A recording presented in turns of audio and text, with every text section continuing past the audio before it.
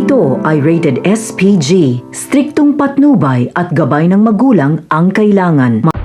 Isang mapagpalang araw kapamilya.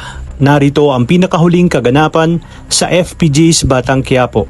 Agad na ngang isinugod si Don Julio sa mansyon at dito galit na galit si Ramon kay David dahil isa mo na itong tuta ng mga kabalyero.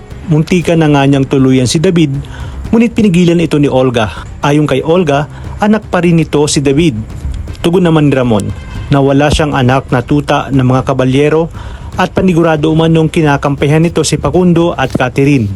Agad ngang pinaalis ni Olga si Catherine nang makita nito ang sitwasyon sa mansyon. Maya-maya pa ay muling nilapitan ni David si Ramon at pinagpipilitan na wala siyang alam sa nangyari. Ngunit iginit ni Ramon na kung talagang dugong Montenegro ang nanalaitay kay David, matagal na umanong patay si Don Facundo. Sinabi ni Olga sa kanyang sarili habang hawak ang baril na sa oras na makita niya muli si Marcelo ay sabay niya na itong papaslangin kasama si Tanggol. Tinanong naman ni Ramon si Olga kung anong koneksyon nito kay Marcelo. Dito nga inamin ni Olga na naging karelasyon niya noon si Marcelo, ngunit ngayon ay kinamumuhian niya na ito. Ayon kay Ramon, hinihintay niya lang na gumaling si Don Julio at uubusin niya ang lahat ng kabalyero pati si Marcelo makaraig.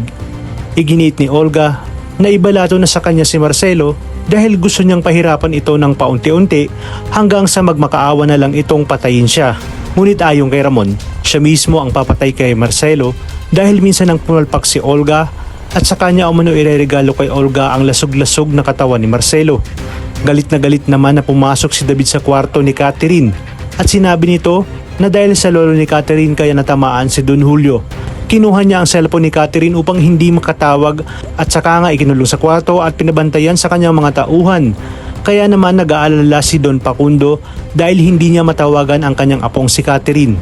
Sa kabilang banda, labis naman ang pagsisisi ni Marcelo nang malaman niyang anak niya si Bubbles. Ipinangako niya sa kanyang sarili na sisiguraduhin niyang ipaghihiganti niya ang pagkamatay ni Bubbles. Sinabi naman ni Olga kay David na tauhan ni Marcelo si Tanggol, kaya kinakailangan ubusin nila lahat ng kabalyero kasama si Tanggol. Ipinakita na nga ni Boss Divina kina Tanggol ang mga peking ginto na siyang ibebenta nila para sa kanilang negosyo.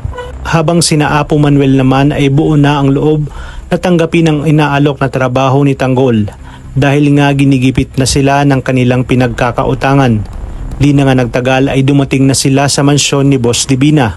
Hindi makakapayag si Tanggol na hindi malaman ni na Apo Manuel na peke ang mga gintong ibebenta nila, kaya naman kakausapin niya si Boss Divina tungkol dito. Habang si Rigor naman ay pagsasabihan si Santino dahil hindi pa rin siya kinikibo nito. Ayon sa kanya, hindi niya nagugustuhan ang mga inaasal at kilos ni Santino.